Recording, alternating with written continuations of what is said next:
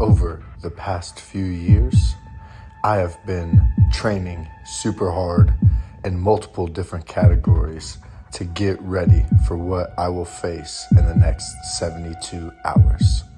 From the Cocodona 250 all the way to the Jackalope Jam 100 hour, where I completed 206 miles on the Ruck March.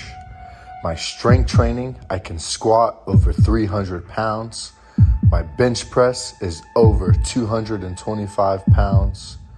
My body is physically and mentally ready for this challenge. I can't wait to see what the Summit 200 brings for me and my buddies out there on the trails. I'm looking forward to the journey.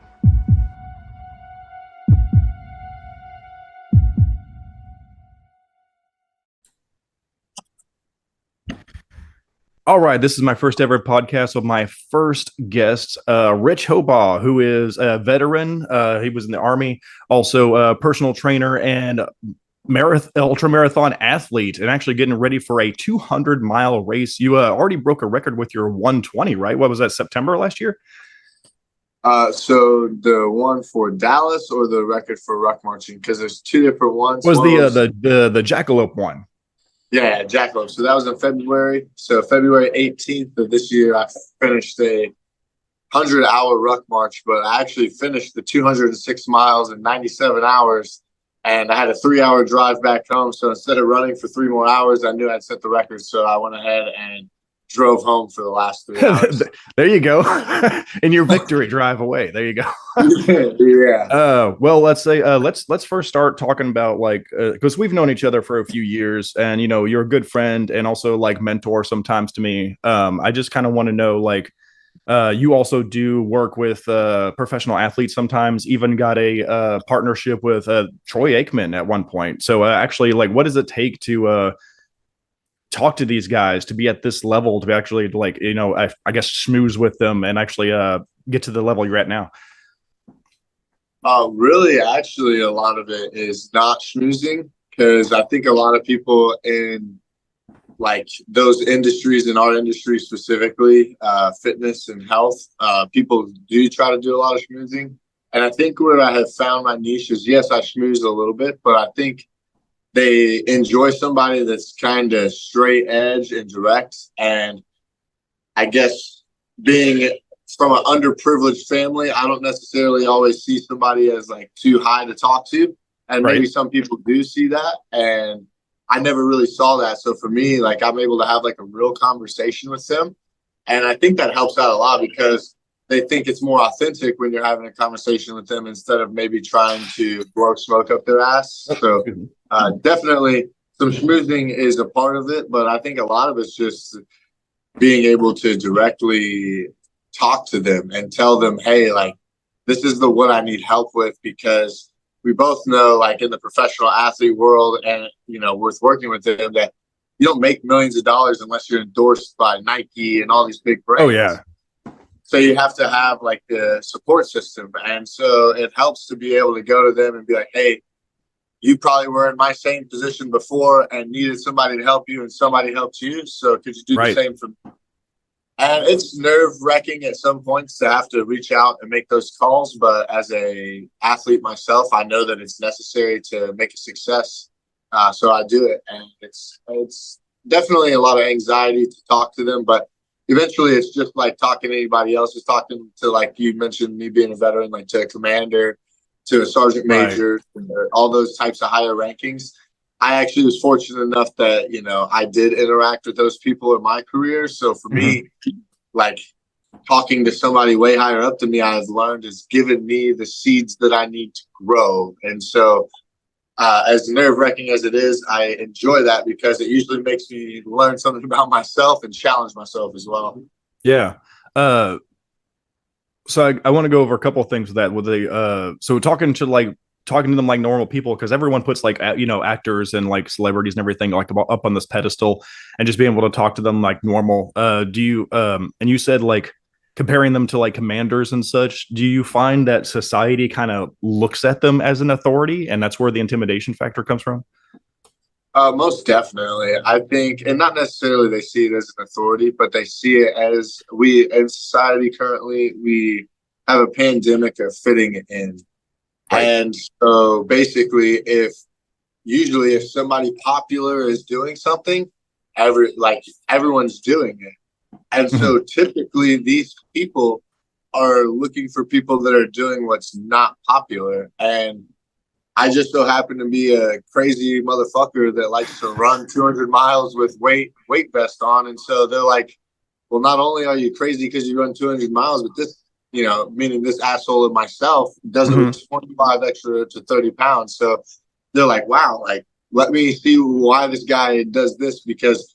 There's multiple people that can do 200 miles, but not very many people can go 200 miles under weight load bearing. So Right, I right, think right. I'm gonna find my niche as well too. Yeah, that's great. I also know that speaking of your military experience, talking to commander stuff, I know like every once in a while, every couple months, you like to do charity work for veterans. Do you have anything lined up so far, at least for this year? Yeah, so actually, this race specifically, the Summit 200, we are raising money for Carry the Load, which is Mhm. a nonprofit organization based out of Dallas.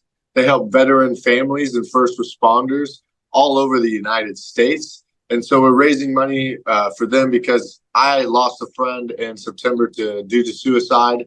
Mhm. And many veterans out there fight battles that we may not know. And I had another friend that had a brain aneurysm from over drinking, and the drinking obviously was something that they were coping with something else.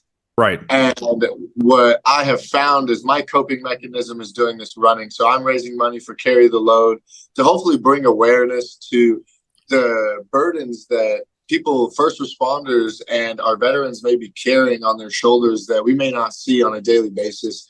And I Right. want to bring awareness to that. And so during this 200-mile run, we are raising money for Carry the Load. So if anyone wants to help out, I'm sure me and Chris will be able to provide you guys with the link so that you could provide even $2, $1. It doesn't matter. The smallest donations help because our goal is to raise money and try to raise the most money that Carry the Load has ever seen. So if you guys could give us a help, that'd be super awesome.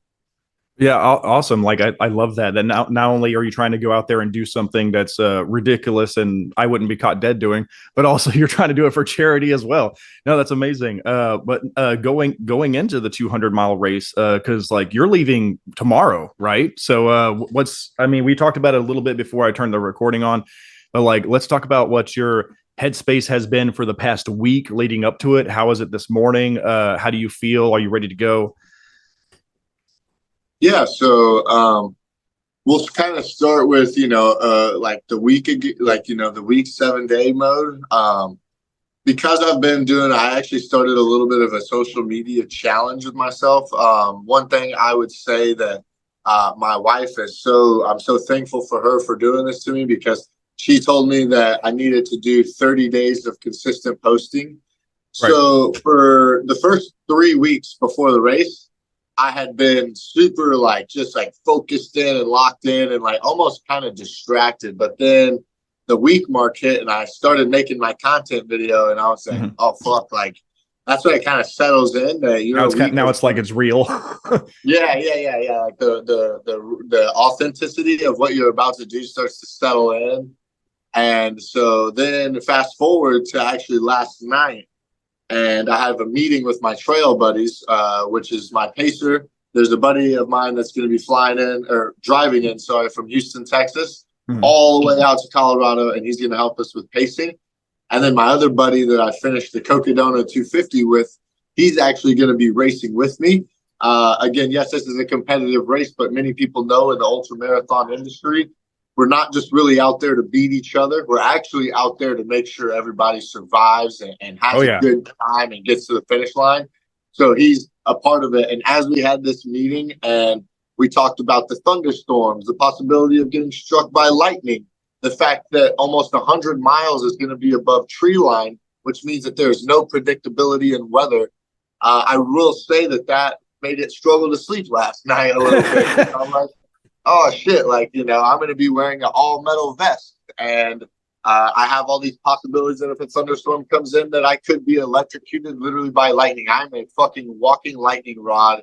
as an individual carrying 2 steel plates on my chest and back, walking around above tree line. And as you know, those dangers are a lot, even more beyond than what every other 24 racers are going to be dealing with, because yes, they'll be carrying their weight pack or their packs and stuff like that. But for them, they're not wearing a 15-pound metal steel plate on the front and a 10-pound metal steel plate on the back. So I do have a little bit larger of a risk factor on that. So as we're talking about getting electrocuted by lightning last night, I was like, oh, fuck. Like, so I went ahead and had to add some extra shit to my packing list, because I was like, like, I don't know if I feel comfortable with everything I've packed, so I'm going to go ahead and add some stuff to that. You know what I mean? Let's actually talk about that for a second too, because getting struck by lightning and stuff. Because like I actually texted you earlier this week that you're basically Iron Man. You've been through a lot of stuff. You used to jump out of helicopters for the Army. You've seen live combat. Also, like, let's even talk about, because this last race, I know you did another interview talking about like the missing tissue in your leg because you had a motorcycle accident a couple of years ago. So how does that? How do you push through that? How did you recover? Like, how is that working for you? Well, like you said, it's a lot of adversity, but I think honestly, adversity is the fucking coolest part of life. The motorcycle accident, the military training, being airborne, also cross-certified in the United States Marines. Those things just really kind of have continued to build the, as David Goggins liked to say, callousing the mind. But I'm also not like to the point to where it's like, oh, like every single day, like we should just try to kill ourselves. Just go hard. Yeah, but I do believe that once a week, maybe even twice a week, that we should really hit the red line effect. And what my career has taught me is that you need to sit the fuck down. And the way I learned that was getting hit by a vehicle off of a motorcycle. As much as that was the worst thing I could ever go through, it taught me that even though you can get knocked the fuck down, within a matter of 6 months, you can run 250 miles. So what else is your body and mind capable of? And all those things in my past career, being, abandoned as a child, playing sports and never being good enough and never being big enough and never being strong enough and never being fast enough, just kind of really built this like, fuck you guys mentality. And I mean, that's kind of why I respect David Goggins to a high level, is that like, he just continued to kind of tell people to fuck off, like he's got this. And I see myself kind of in the same retrospect. And many people that know me and know me from my past, I guarantee you, will tell you that they either don't like me or do like me because of my fuck you mentality. And that is just something that's made or broken me in certain areas of my life, that resonates with me as well, because like I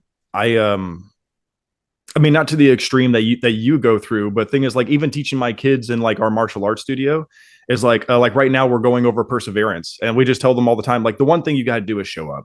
And it goes for health and fitness, taking your multivitamin every day, just go to the gym. Somebody else, I can't remember who said it, but somebody else, that it was another influencer, said, it's like, you know what? I don't even want you to work out. I want you to go to the gym, smell the musk, and leave. But the thing is, like, at some point you're already there. You might as well lift something. So, but that's the thing.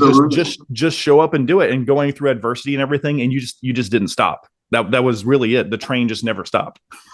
Absolutely. And one thing I like to be open about is that there has been times in my life where maybe I backed out when something was a little hard or was hurting a little bit. Oh yeah. And those moments you learn, like, oh crap, like, what may have I been able to withhold had I had a different mindset?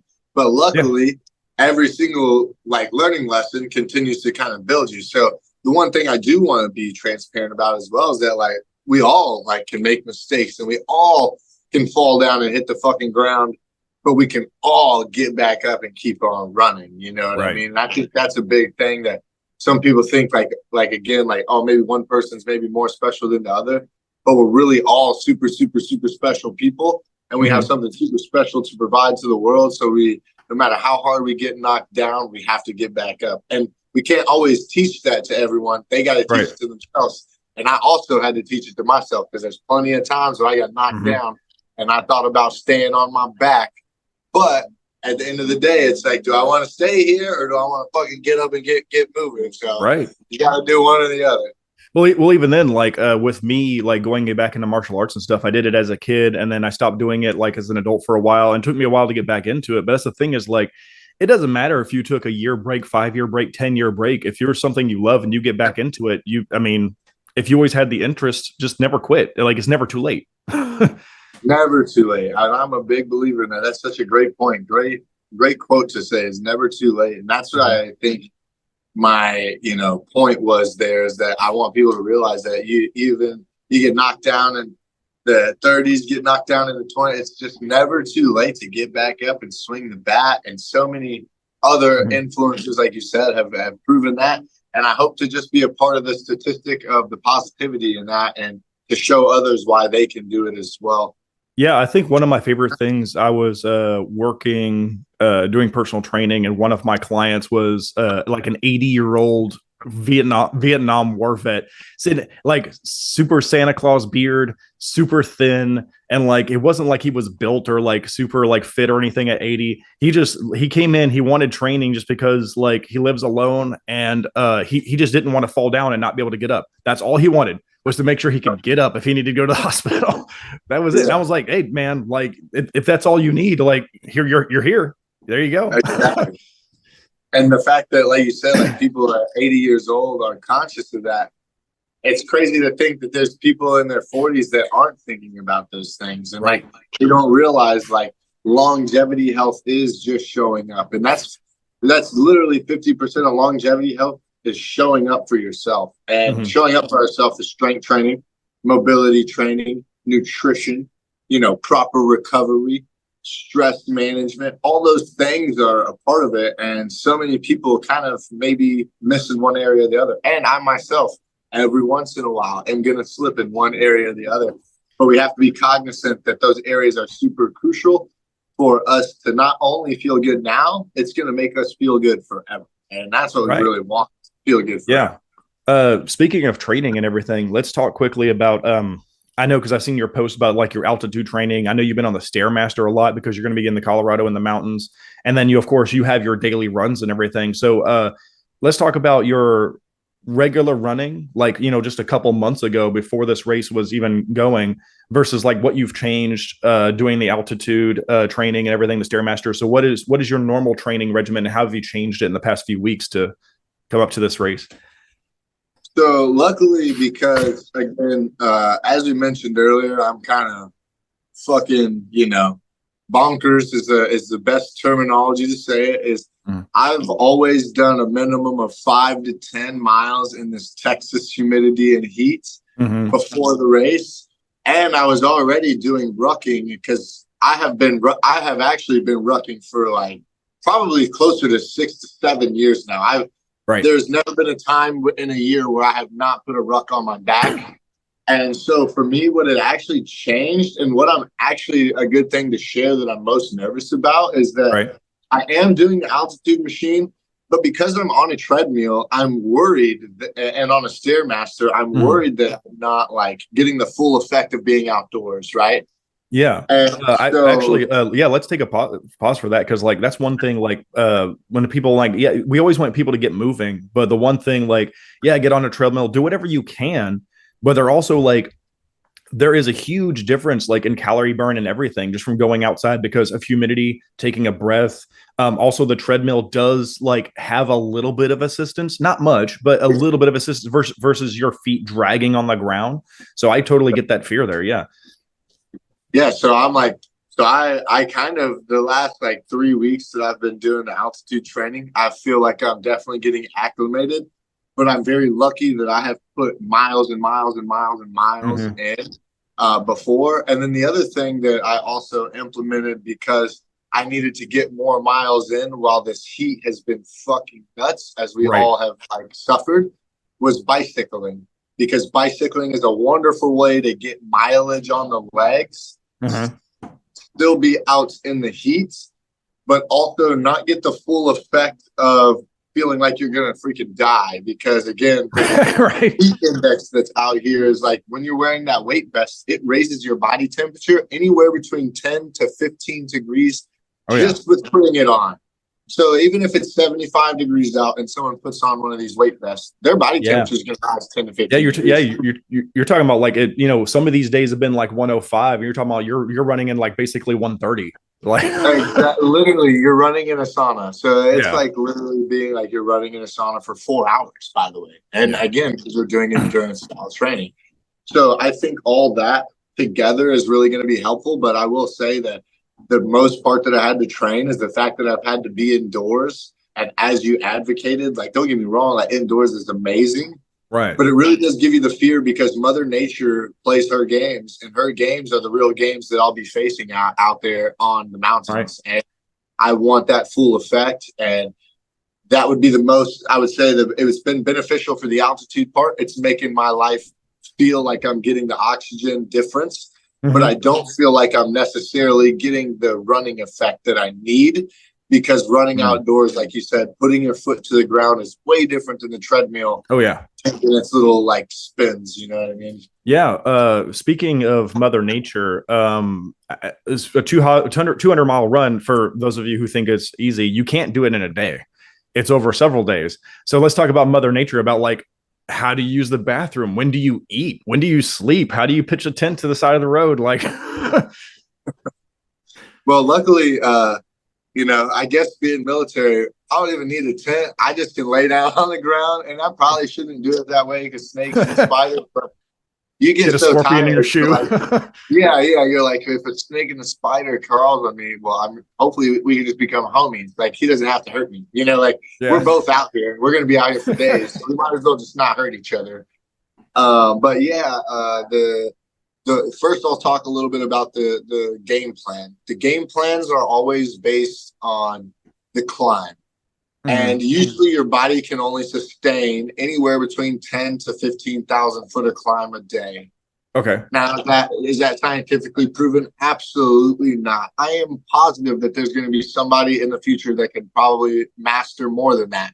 But what has been proven to be doable is anywhere between 10 to 15,000 feet per day. And I assume they've gotten this information from people who do Mount Everest and stuff, right? Like, yeah. Exactly. And so that's what I was gonna say. So what you do is you take the algorithm, and what's really great about these races is they'll show you the sections, and in each section they'll tell you how much climb there is. So you have to kind of do the math and see how many sections you may be able to get through before you'll be able to sleep. And what these race directors do, which they do a wonderful job, I think it's so fucking phenomenal how they do this, is they don't coddle you for sleep.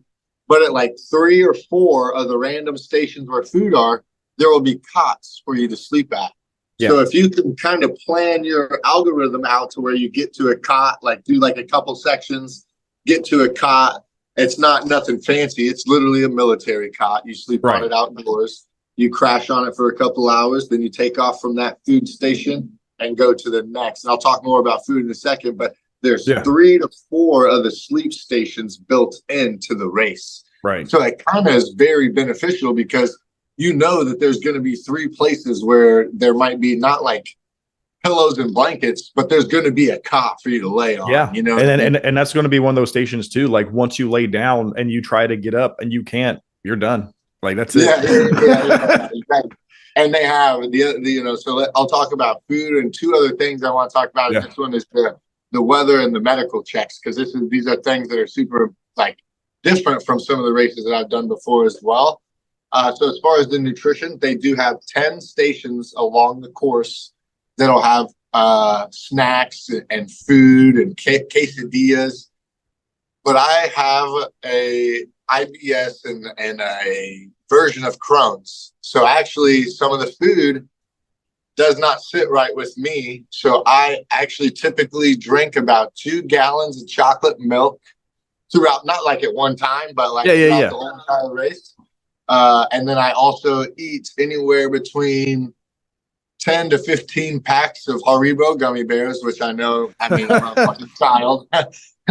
And then I also there's this carbohydrate drink called Scratch. It's made out of 5 ingredients. It's super healthy. It's a hydration drink with carbohydrates. Yeah. So it delivers 400 milligrams of sodium to the body as well as carbohydrates for performance. So as stupid as this sounds, but I pretty much go liquid diet to no food for 4 days to complete these tasks. But then afterwards, I'll eat 20,000, like 10 to 20,000 calories. Yeah. On that setting, Yeah, that's one thing that a lot of people don't understand. Like, I've met people who have done like bodybuilding competitions and stuff like that, and like that's the thing. They get so hungry and so thin, and like literally as soon as they stand off that stage, donut or burger or whole pizza or something. Yeah. Well, and I think this is actually kind of cool, and I wish we could. I want to portray more of this, and maybe you can help me with it after the race because I'll do some. I'm gonna have a professional videographer do some videos of it. Yeah. But the one thing that I want to show is that people do not realize what us ultra guys do after our runs. At least me, the last 200-mile race I did, I went straight to the Chick-fil-A. I had 3 Chick-fil-A sandwiches, 2 fries, drove next door to the In-N-Out, had 2 In-N-Out burgers, then drove to the Baskin Robbins right next door and had 2 massive bowls of ice cream, and then went back to Chick-fil-A for a milkshake to take back to the hotel. There should be like a whole video of what we eat because, like, don't get me wrong, these bodybuilders, they think they're impressive with how much food they can put in after their bodybuilding show. They should see how an ultra marathoner does it after they. Yeah, ultra marathon guys. That's the thing is like bodybuilders, they'll put it all away in like their meals, and same thing with like strongmen and everything. But like what they don't realize that ultra marathon runners, especially since you're constantly on the move, like you're snacking all the time. You're constantly putting food in all the time. My favorite part is I'm sponsored by Ultra Aspire, one of the greatest hydration vest companies out there. So if you guys need a hydration vest, Ultra Aspire, check them out. I can get you guys 10% off. But the pack has a great pockets in the front, so all those gummy bears and all that stuff are right here. So pretty much every hour on the hour, you eat 200 to 300 calories. So my algorithm is 200 to 300 calories every hour or 2, and then as my IBS kicks up, because usually by hour 72. Everything starts to be extremely hard for me to get in, and my nutrition starts to be hard to manage. I just turn on mental toughness. I start fasting, and I get spiritual, and I go to that realm. And then I just use fasting and water and just get the job done for the last 24 hours. Because I just tell myself, you're going to get sleep. God's going to deliver you food. And it's not a religious thing. It's more of literally, I'm just trying to. There's a carrot at the end of the stick. Yeah. It's like there's light at the end of the tunnel, and I use spiritual thought processing to do that. And anybody can use anything. It's just, for me, that last 24 hours is usually the most crucial because my body starts to not be able to handle food. I poop myself every once in a while. That's something that every ultra runner does. So that's not like, it's not like I'm sharing a fact that no one knows. That's a big runner thing. And you get to that point to where like you just want to get the job done. Like you've already maybe pooped your pants once or twice, and like you're worried that anything you put in is just going to come out. So you're like, let's just get this shit done so that then I can actually eat and be by a toilet. Because so let's talk about that. What do you think your time is going to be like? First of all, how many days is it going to take? How many hours are you planning on doing it in? And how much sleep do you get over those days? So after the team meeting last night, we are going to complete the task anywhere between 90 to 100 hours, which is 10 hours above the cutoff time. So the cutoff time is 110 hours to complete the task, but we're presuming anywhere between 90 to 100 hours. And if done so properly, we'll get anywhere between 2 to 4 hours of sleep over that 96 to 100 hours. So what is that? 4 hours of sleep. Was that like 3-4 days? Yeah, it'll be 4 days. 4 days exactly. 4 days and 4 hours of sleep. Yeah, man. It's equivalent to Hell Week in Navy SEAL training. They give them 1 hour of sleep a day for 5 days in a row. That's pretty much the same thing. Some people won't finish it in 100 hours, so they will have to go for that other 10, which will put them at like 4.5 days. So they might sleep a little bit longer. And there's other people that do sleep longer, but I'm kind of mission based. So once I bed down, I can only, even if I'm like went for 100 miles, I can literally sleep for 60 minutes and I'm up and I'm fucking ready to go. And that's you just super normal. you just turn your brain off, crash, and as soon as that alarm hits, you go again. Yeah, and sometimes you don't even need the alarm because your body knows like it's time to go, dude. And like that's kind of the crazy part because you don't even want it to do that. You're like, dude, I'd like to like really black out for 2 hours. Like, please. No, like, yeah, exactly. But the body's like, no, mission. I have a mission. I got to get this done. And maybe that's part of the savage in me because most people are, you know, pretty easy on themselves. If they need to sleep, they're going to sleep. For me, I'm like, dude, let's get the job done. And that's you're almost in this constant for 4 days straight. You're almost in a constant like fight or flight response the whole time. 100%. It is literally, that is such a great way to put an analogy to it is you feel like you're fight or flight because you're battling your brain the whole time. Your brain's like, nah. But you're like, yes. And I'm assuming too, because like, you know, anybody who's like been super tired and tried to like finish their work or anything, like you can zombify out and walk. Like that's not the hard part. The hard part is like that last day where you're like your whole body's cramping, everything hurts, your knees want to die. and then it's that last day you have to make that push and finish the race. Yep. And that'll be the hardest part because actually the way they set this one up too, the last 2 sections of the race are like 22 miles long. So you'll see a human and then you won't see another human for almost a full marathon. Yeah. And that can be really hard on your brain after 170, 180 miles where you're just by yourself. So luckily I'll be, you know, traveling with my race buddy, Ty, that's doing the race. But when you're by yourself, like that's where you really start to like battle your demons. And so I'm fortunate that this race I'll be teamed up with my buddy, but there's been races before where you're in between your ears and you want to quit. But luckily I haven't folded my cards yet, you know, but everyone gets a do not finish in their career. So maybe one day it's going to happen. But as of right now, I haven't let it happen yet. Are you, does this one have a record attached to it? Are you just trying to do this with your buddy or like, what are you trying to do with this one? So in technicality, we will be the first 25 runners in the United States to ever complete a 200-mile race above 9,000. Nice. So we will be the first people to ever complete the task. I will be the only one that's wearing the extra 25-pound weight load bearing. So you're setting the record. Yeah. So a part of my record would be I'm a part of the group of people that are kind of setting the bar for ultra running, the new high standard bar. Because Leadville 100 is technically supposed to be like one of the hardest races in the United States besides the Badwater. But this one is supposed to surpass those races as far as technicality. So what I'm hoping is that I'm a part of that group, and then I just wanted to add that extra 25-pound weight load bearing because I wanted to raise money for charity, as I had set the world record for the Ruck March at 206 miles. So I did that 206 miles in February with a 30-pound rucksack. So I wanted to kind of, you know, add some factor to this one. So yeah, my record will be the fact that I'm adding the weight to it. But as us 25 runners, we'll be the first people to ever toe the line and try and attempt this type of event. Nice. Well, we only have a couple minutes left on this recording, so let's go over like Brave Athletic, what you got going on, where you're based out of, any links. I know you're sponsored by a few things, so let's do all those plugins now. Absolutely. So as you can see, I'm wearing my Brave Athletic gear. Brave Athletic training is just essentially a community of individuals that want to get together and better their mental health and physical health.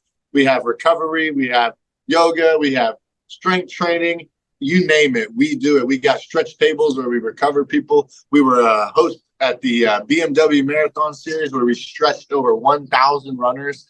So we're based out of Dallas, but we can do anything, anywhere. Chris is a wonderful trainer that helps me. So if you're in Dallas, Fort Worth area, he would be able to help with doing some Brave athletic training for you guys. I'm also, as I mentioned earlier, Ultra Aspire athlete. Ultra Aspire is a hydration pack company that makes race vests and hiking pack. So it's not just for racing. If you're looking for a super high quality hiking pack that's lightweight and versatile, these are going to be wonderful for you as well. Mm-hmm. And then we also have 2 more sponsors and shout outs that we want to give to North Gym Equipment, which is the weight vest company that donated the vest to us and donated some money to our charity raising event. They're one of the best weight vest companies. I've actually been using their vest for over 3 years, and we just landed this partnership and sponsorship this year. So I'm really happy and excited about that. And then also I've been working with high altitude training. As we had talked about, I do a lot of altitude training, and this company is called Mile High Training. They provide in-home altitude training equipment, and you can take it to the gym with you. So it's multi-versatile equipment. Mile High Training. They help you train anywhere between 2,000 feet all the way up to 22,000 feet. So if you're getting ready for Kilimanjaro or any of those types of Mount Everest, those types of climbs, you could use this equipment. It's not just for racing or training athletes. It is also for people doing crazy cool hikes as well. So well, awesome. Awesome. I guess that's it for all your plugins and everything. We'll have you back after you're done with your race and see how you feel after that. Perfect. Yes, sir. Maybe we can do it. I'll have like 3 extra days in Colorado, and I'll be on a place with a balcony by the mountains. So hopefully the next time I see you and everybody else here, you guys will see a beautiful mountain set behind me. Right. All right. Well, I'll see you later, buddy. Hopefully you do amazing on this race. I hope to see you soon. Awesome. Thank you, sir. Have a wonderful day. We'll see you guys soon. Take care. Great. See you.